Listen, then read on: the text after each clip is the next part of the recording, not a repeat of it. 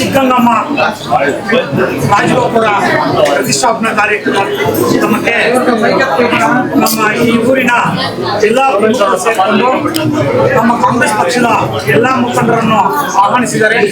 ಇವತ್ತು ನಾವೆಲ್ಲ ಮುಖಂಡರು ಬಂದು ಇವತ್ತು ಈ ಪೂಜೆ ಕಾರ್ಯಕ್ರಮದಲ್ಲಿ ಪಾಲ್ಗೊಂಡಿದ್ದೀವಿ.